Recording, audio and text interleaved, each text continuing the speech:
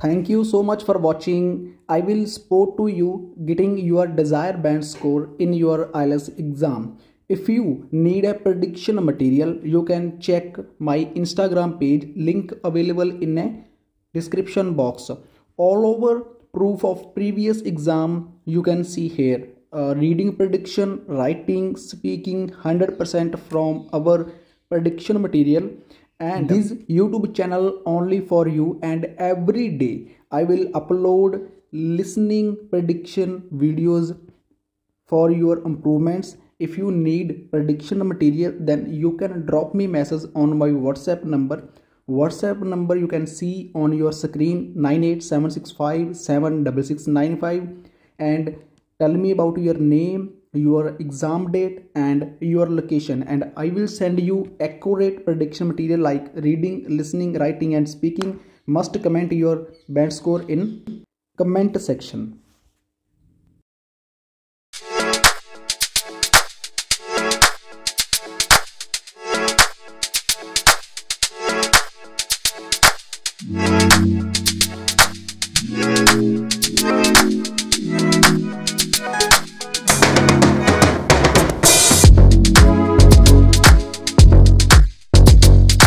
Phoning to inquire about hotel information. First, you have some time to look at questions 1 to 4.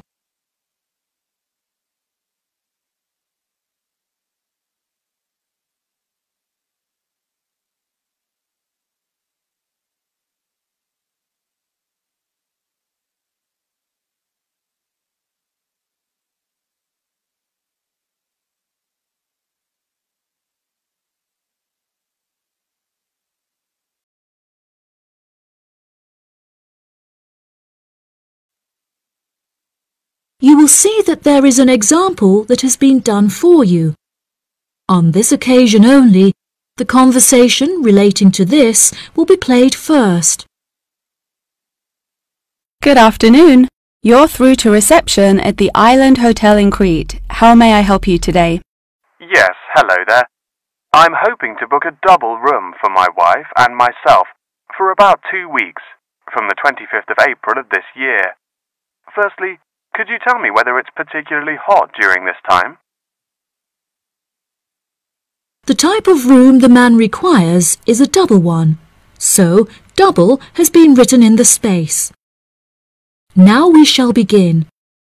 You should answer the questions as you listen, because you will not hear the recording a second time. Listen carefully and answer questions 1 to 4. Good afternoon. You're through to reception at the Island Hotel in Crete. How may I help you today? Yes, hello there. I'm hoping to book a double room for my wife and myself for about 2 weeks, from the 25th of April of this year. Firstly, could you tell me whether it's particularly hot during this time? Yes, of course, sir. During late April and early May, the daytime temperature shouldn't exceed 19 degrees Celsius. But the weather has been rather erratic and difficult to predict in recent years, so I am unable to say for certain. Okay, that sounds good. My wife doesn't like going outside when it's very hot. I haven't booked flights yet, but I must say that I'm unfamiliar with Crete and its transport system. Does the hotel provide an airport shuttle service? Yes, sir. We provide a complimentary airport pickup service for all our guests. It takes about 40 minutes to get here from the airport, but it's at least 60 minutes at rush hours. And you will be provided with a fully air-conditioned shuttle bus. Okay, excellent. In that case, do you have any rooms available for the dates I gave you? I shall have a look on the system now for you, sir. Bear with me just a moment. Yes, sir. I can see now that we have several rooms available. Would you prefer a garden view or a sea view? Well, ideally I would like a sea view room with a balcony, but of course that depends on the difference in price. Not to worry, sir. All of our standard double rooms have ensuite facilities and a balcony. If you would like one of our sea view rooms, there is a premium of €60 per night. Okay, so could you tell me the total nightly rate for a standard double room with a sea view? Yes, of course, sir. For the spring months, our rate is €216 per night. For 14 nights altogether, this will come to €3,024. Perfect. I also read on your website that the hotel has gym and spa facilities. Are there any other facilities on offer? Yes, we have a large outdoor infinity pool overlooking the ocean, with luxury sunbeds and a poolside bar. We also have 3 full-size tennis courts, where we run a popular doubles tournament, with the winner receiving 2 all-inclusive spa day vouchers. Goodness, I shall have to brush up on my tennis skills. Before you hear the rest of the conversation, you have some time to look at questions 5 to 10.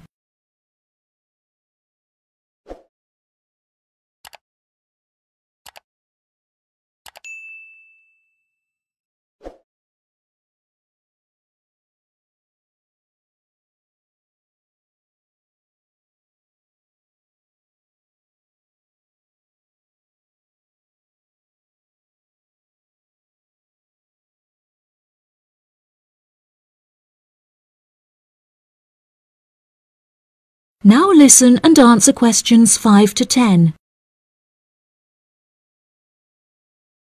Are there any other activities organised by the hotel that we can partake in? It's just that it's our wedding anniversary on the 30th of June, and I would like to provide my wife with the perfect romantic getaway.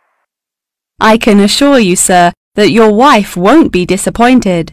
Ours is a 5-star resort, which is renowned for its luxury and beauty. In terms of activities, the hotel provides thrice-weekly entertainment. On Tuesdays, guests will take a minibus and partake in learning to cook succulent fish dishes with our Michelin-starred chef Enrique. The class will take place in a beautiful valley deep in the Cretan hills, where guests will be treated to an intimate piano performance by our in-house concert pianist Pedro. On Wednesdays, a select number of guests will be fortunate enough to explore the mountains by helicopter, before being transported to a tropical Cretan garden by shuttle bus. Finally, on Thursdays, after a fancy dinner, we provide a spectacular fireworks display, which guests can view from the comfort of a cable car. Oh wow, that all sounds absolutely wonderful. I shall book the room now, and then I need to look at flights so as not to become extortionate. Would you like to take my details now or later? That is the end of section 1. You now have half a minute to check your answers.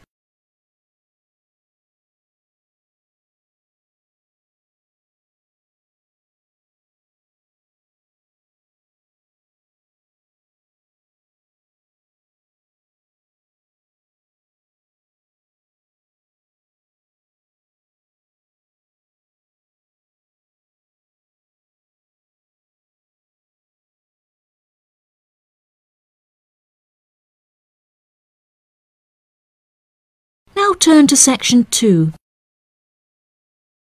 Section 2. You will hear part of a radio program about online exchange business. First, you have some time to look at questions 11 to 14.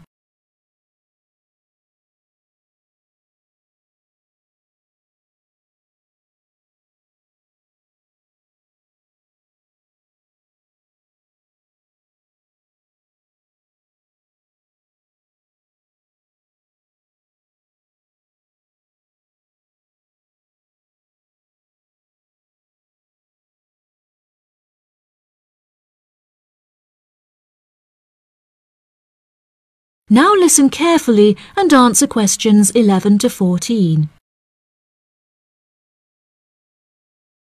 Barter Online UK is a young up-and-coming website in the United Kingdom where users can buy new and used goods. However, instead of paying with money, registered users instead exchange their purchase for an item of similar value. This part is perhaps the most complicated, as the registered users themselves must mutually decide on an appropriate value.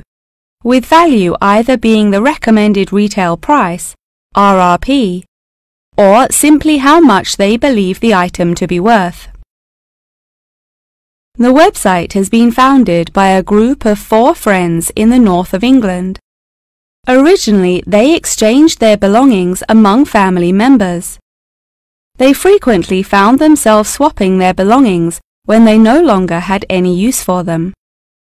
They live by the motto, "One person's trash is another person's treasure," and hate to throw things away. As more and more people caught wind of the idea and wanted to participate in the exchanges, the group decided that the idea had the potential to become a successful business venture, and so it did. Barter Online UK is a startup online business, which took 3 months to set up, and has now been running for around half a year.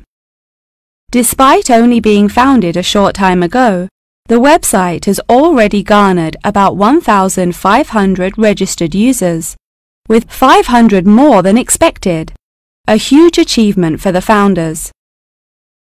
Some of the users are registered in the United Kingdom and Canada, with the majority from the Republic of Ireland.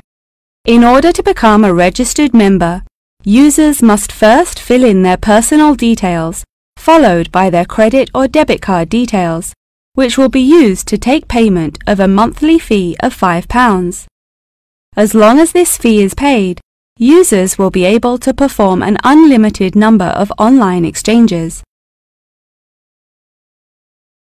Before you hear the rest of the programme, you have some time to look at questions 15 to 20.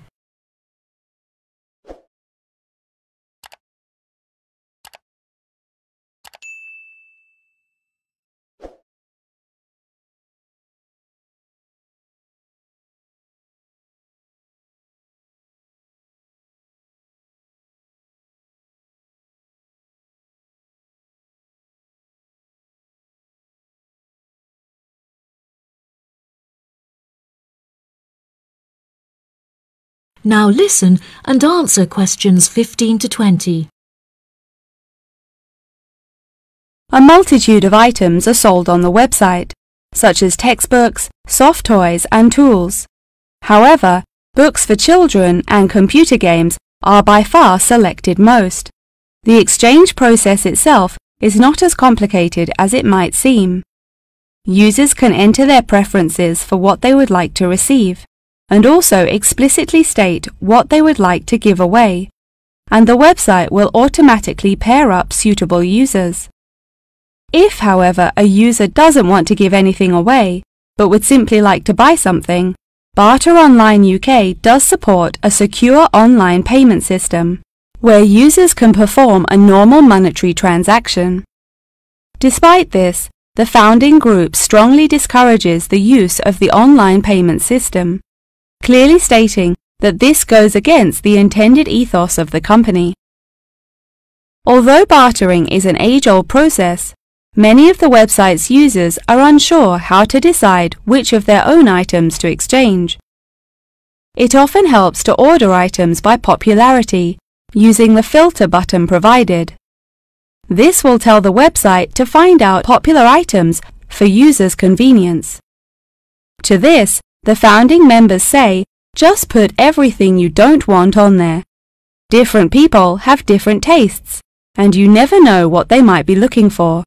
In order to aid registered users in their exchanges and to provide them with assurance, the founders recently added a new feature whereby on completion of an exchange, users will be encouraged to provide each other with feedback. This feedback will include criteria such as the quality of the item as compared with how it was advertised, the ease of communication with the seller, the speed at which the item was delivered, and so on.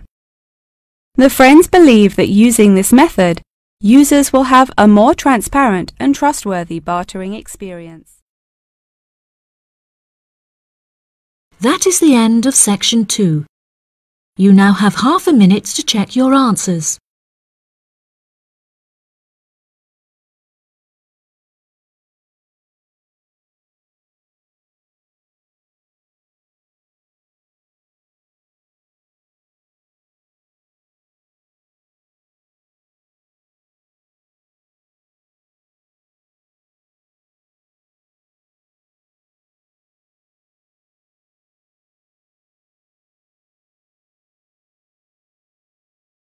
now turn to Section 3.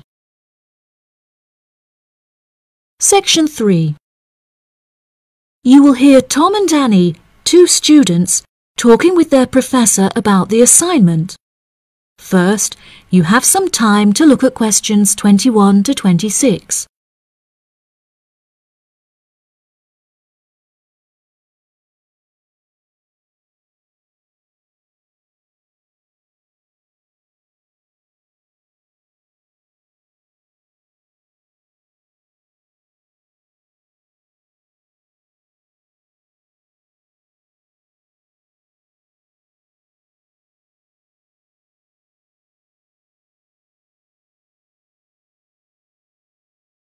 Now listen carefully and answer questions 21 to 26. Professor Tomlinson, may Annie and I please quickly ask you a few questions about the reflective journal assignment? It's just that we're a bit confused as to what you want us to include and discuss. Yes, of course. What are you having trouble with? Well, everything really. To start with, what should be included first in the reflective journal? Perhaps suggestions from others? No. Firstly, you should include the study goals you set yourself at the beginning of the module. This section should have been discussed in some detail towards the beginning of the course by Professor May. You should be able to find her suggestions on the slides she has provided the class online. OK, thank you, Professor. Could I also trouble you to take a brief look at my bibliography and footnotes? I feel like they're missing something. Most of our friends' bibliographies are longer. Well, looking at this, Annie, I can see that you have used a wide range of resources, which shows that you have made effective use of communication technology. As far as I can tell, you need not make any changes to this, although you might want to double-check that your referencing complies with the Harvard referencing style regulations. Oh, I'm very surprised you've said that. Thank you. Now I can set my mind at ease. Tom, you said you wanted to ask the professor about the achievements section. Ah, yes, Professor. In the assignment guidelines, we're asked to introduce and elaborate on our biggest achievement in the past, saying which skills we learned in the process and how these skills can be transferred to various different future careers. The only problem is that I don't know what my greatest achievement actually is. I've only ever worked as a waiter in a hotel restaurant during the summer holidays from university. If you worked as a waiter in a hotel restaurant, you're bound to have worked with other waiters as part of a team. Would you say that during your time as a waiter, you developed any leadership skills? Yes, well, I suppose I was asked to become the team leader of the food and beverage department, but that's hardly an achievement. You might not think so, but if you write that you were offered the position of the team leader, it shows a lot more about your character. For example, that you're charismatic and work well in a high-pressure situation. I never would have thought to write that down. Thank you. I guess I should start listening to others more often. Annie, do you have any more questions, or are you ready to go back to the library? Yeah, I think I've got everything I need. Thank you very much, Professor Tomlinson. That was really helpful. I'm actually starting to look forward to writing this now, and it should be a really useful exercise to prepare us for writing CVs and applying for jobs. It's shocking how bad I am at identifying my strengths and weaknesses. Professor Tomlinson has shown me that I definitely need to start displaying some self-awareness. Yeah, Tom, you really do. You're always so modest. Modesty is great until it comes to applying for jobs. Before you hear the rest of the conversation, you have some time to look at questions 27 to 30.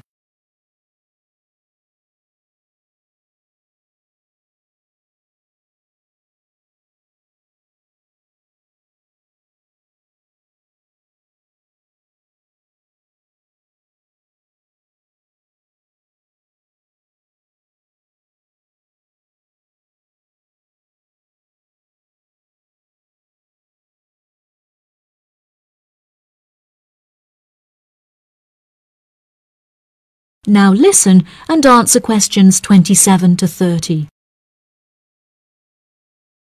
Oh no! I forgot to ask the professor about the section on identifying the skills gained through different activities. Do you remember?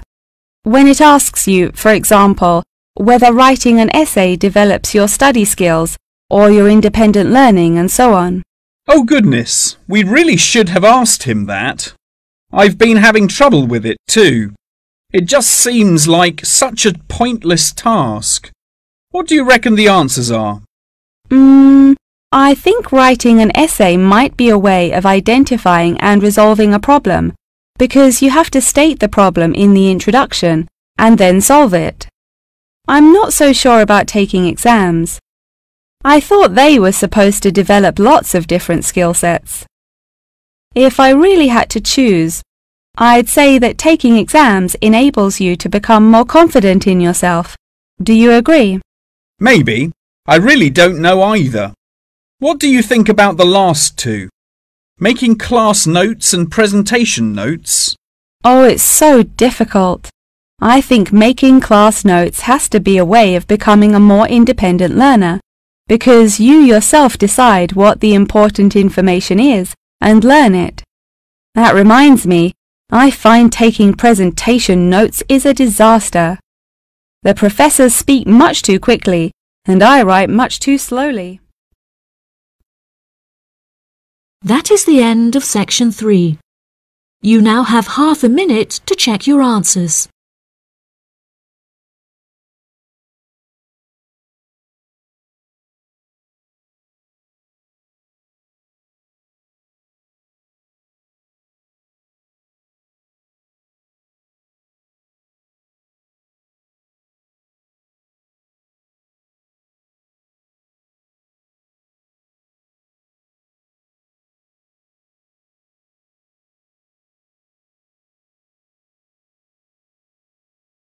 Now turn to section 4. Section 4. You will hear a talk on the research of the behaviour of chimpanzees. First, you have some time to look at questions 31 to 40.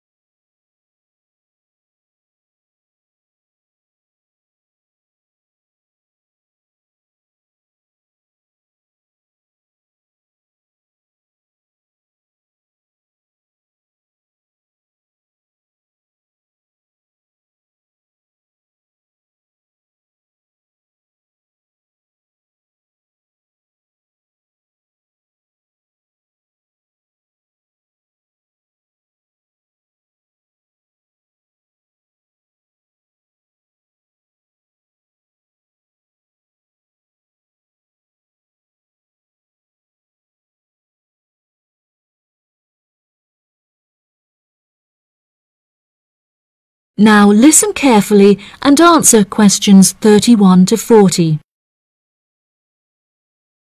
Welcome back to my series of short lectures on apes. Today we will examine recent and historical breakthroughs on the behaviour of chimpanzees, otherwise known as chimps. The word chimpanzee is an umbrella term for two different species of apes in the genus Pan, which are the common chimpanzee or pan troglodytes found in West and Central Africa, and the bonobo or Pan paniscus, which are found in the forests of the Democratic Republic of the Congo. Chimpanzees belong to the Hominidae family, together with gorillas, orangutans, and indeed humans. Current research tells us that the chimps broke away from the human branch of the Hominidae family approximately 6 million years ago, and remain the closest living relative to humans to this day. More modern researches into chimpanzees have centered on their behavioral characteristics, once all biological and genetic factors have been ruled out. In this way, scientists have unearthed an unfathomable amount of similarities between human and chimpanzee behavior. Although much of this research has taken place through observation of captive chimps, the results are widely seen as an authoritative reflection of chimps living in the wild. Chimps live in large so-called communities comprised of many male and female members, with the social hierarchy determined by an individual chimp's position and influence. Through such research, scientists have found that chimps learn and adapt through observation of others' behavior. Once in power, the alpha male is often seen to alter its body language in order to retain power. For example, he might puff himself up in order to intimidate others, while lower-ranking chimps are noted to behave more submissively and holding out their hands while grunting. Female chimpanzees also have a distinct social hierarchy, with high social standing inherited by children. It is not unheard of for dominant females within a community to unite and overthrow the alpha male, backing another in his place. James Diamond, in his book The Third Chimpanzee, suggests that chimps should now be reclassified in the genus Homo instead of Pan, and there are many arguments still in favor of this. Male common chimpanzees are on average 1.7 meters in height, weighing 70 kilograms, with their female counterparts being somewhat smaller. By comparison, the bonobo is slightly shorter and lighter, but with longer arms and legs. However, both species walk on all fours and climb trees with great ease. Jane Goodall made a groundbreaking discovery in 1960 when she observed the use of tools among chimpanzees, including digging for termites with large sticks. A recent study claimed to reveal that common chimpanzees in Senegal have been using spears sharpened with their teeth to hunt. However, these reports remain unsubstantiated. Researchers have witnessed such tools, namely rocks, being used by chimps to open coconut shells, and indeed crushing nuts with stone hammers. As scientific technology has developed, so too has our knowledge of the sheer extent of the chimp's intelligence. Research has now shown that chimps have the capability to learn and use symbols, and understand aspects of the human language, including syntax, as well as numerical sequences. As I mentioned earlier, the umbrella term chimpanzee is comprised of the common chimpanzee and the bonobo. These two subspecies are divided along the Congo River, with the common chimps living on one side and the bonobos living on the opposite side of the river. Over the past few decades, both of these subspecies have witnessed an alarming decrease in population density, with animal activists now working harder than ever to protect those remaining and encourage procreation.